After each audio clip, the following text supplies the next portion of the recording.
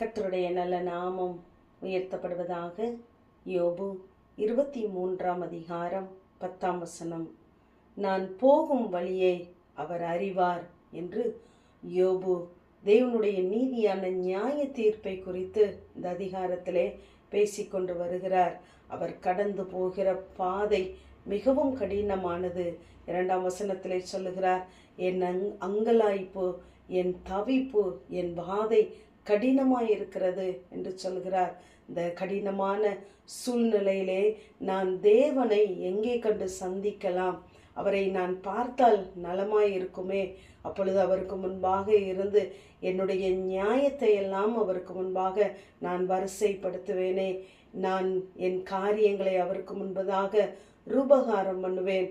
ஆனால் அப்படி நான் சொல்லும் பொழுது தேவன் என்ன மறுமொழி சொல்லுகிறார் என்பதை நான் அறிந்து உணர்ந்து கொள்வேனே. ஆனாலும் தேவன் மிகவும் பெரியவராயிருக்கிறார். அவருடைய வல்லமை மிகவும் பெரியது. அந்த வல்லமையின்படியே என்னோடு கூட அவர் வழக்காட மாட்டார். அப்படி செய்யாமல் அவர் என்மேலே தயவு வைப்பார். இப்பொழுது நான் அவரை பார்க்க வேண்டும் என்று அந்த தவிப்போடு கூட இந்த வார்த்தையை சொல்லிக்கொண்டே வருகிறார். இப்பொழுது அவர் முன்னாக பார்க்கிறார், இல்லை பின்னாக பார்க்கிறார், அவரை காணவில்லை. இடதுபுறத்திலே பார்க்கிறார், அவரை காணும். வலதுபுறத்திலே பார்த்தாலும் நான் அவரை காணக்கூடாதபடிக்கு அவர் ஒளிந்திருக்கிறார். ஆனாலும் நான் போகும் வழியை அவர் அறிவார் என்று ஒரு நம்பிக்கை நிறைந்த வார்த்தையை அங்கு வைக்கிறார். நாமும் அநேக நேரங்களிலே நம்முடைய தவிப்பு கடினமாகும் பொழுது, நம்முடைய அங்கலாய்ப்பு நாம் தாங்குவதற்கு மீறின பாரமாய் இருந்தாலும் அநேக நேரத்திலே தேவன் இதையெல்லாம் பார்த்து கொண்டு இருக்கிறாரா என்று கேள்வி கேட்கிறோம். தேவன் என்னை மறந்தாரோ, என்னை கைவிட்டாரோ, என்மேல் தயை செய்யாதிருக்கிறாரே, என்மேல் இரக்கமில்லையே என்றெல்லாம் நாம் புலம்புகிறோம். அப்படிப்பட்ட சூழ்நிலையிலே நாம் புரிந்து கொள்ள வேண்டியது, தேவன் நாம் போகும் வழியை அவர் அறிந்திருக்கிறார், நாம் செய்கிற கிரியைகளை அவர் அறிந்திருக்கிறார் என்று நாம் மனதிலே கொள்ள வேண்டும். அப்படிப்பட்ட நேரங்களிலே தேவன் நமக்கு தந்த வாக்குத்தத்தங்களை, வார்த்தைகளை உறுதியாய் பற்றி கொள்ள வேண்டும். அப்படித்தான் இந்த யோபு செய்தார்.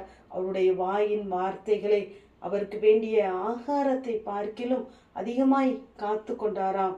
அப்படி காத்து கொள்ளும் பொழுது சொல்லுகிறார், எனக்கு குறித்ததை அவர் நிச்சயமாகவே நிறைவேற்றுவார் என்று சொல்லுகிறார்.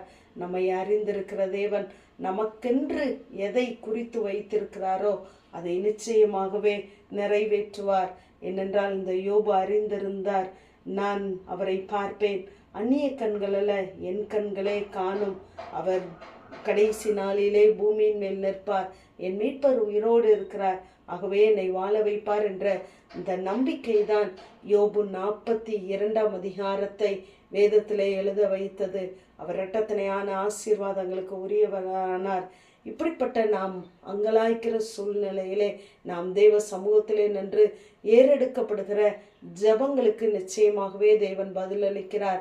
நம்முடைய வாதை கடினமாகும் பொழுது நாம் வெளிப்படுத்துகிற ஒவ்வொரு உணர்வுகளையும் அவர் அறிந்திருக்கிறவராகவே இருக்கிறார். சங்கீதக்காரன் சொல்லும் பொழுது 142ஆம் அதிகாரம் 4ஆம் வசனத்திலே, வலதுபுறமாய் கண்ணோக்கி பாரும், என்னை அறிவார் இல்லை, ஒருவரும் இல்லை, எனக்கு அடைக்கலம் இல்லாமல் போயிற்று, என் ஆத்துமாவை விசாரிப்பார் இல்லை என்று சொல்கிறார். ஆனாலும் அவர் என்ன செய்து கொண்டிருக்கிறார்? தேவனையே நோக்கி பார்த்து கொண்டிருக்கிறார். தேவன் நம்மை மண்ணென்று நினைவு கூறுகிறார். நம்முடைய உருவத்தை அவர் அறிந்திருக்கிறார். ஏனென்றால் நம்முடைய இருதயத்திலும் அவர் பெரியவராயிருக்கிறார். நம்முடைய யோசனைகள் எல்லாம் வீண். ஆனால் கர்த்தர் நமக்கு எதை குறித்திருக்கிறாரோ அதை நிச்சயமாகவே அவர் நிறைவேற்றுவார். கர்த்தர் நீதிமான்களின் வழியை அறிந்திருக்கிறார். நம்முடைய வழிகளை, கிரியைகளை, பார்வைகளை, நடக்கைகளை அறிந்திருக்கிற தேவன் நிச்சயமாகவே நம்மை சோதித்த பின்பு நம்மை சுத்த பொன்னாக விளங்கு பண்ணுவதற்காக நம்மோடு கூட இருந்து அவர் காரியங்களை நடப்பிப்பார். ஆமேன். ஜெபம். பிதாவாகிய தேவனே, குமாரனாகிய இயேசு கிறிஸ்துவின் நாமத்தின் மூலமாய் உடைய சன்னிதானத்திலே வருகிறேன். தம்மை நம்புகிறவர்களே அறிந்திருக்கிறார் என்ற வேத வார்த்தையின்படி கர்த்தாவே, உம்மை நம்பி உடைய சமூகத்திலே தங்கள் அங்கலாய்ப்பை தெரிவிக்கிற ஒவ்வொரு பிள்ளைகளுடைய வாழ்க்கையும் நீர் அறிந்திருக்கிற தேவன். அவர்களுக்கு வேண்டியதை குறித்ததை நீர் நிறைவேற்றுவீராக. இயேசுவின் மூலம் ஜெபங்களிலும் எங்கள் நல்ல பிதாவே.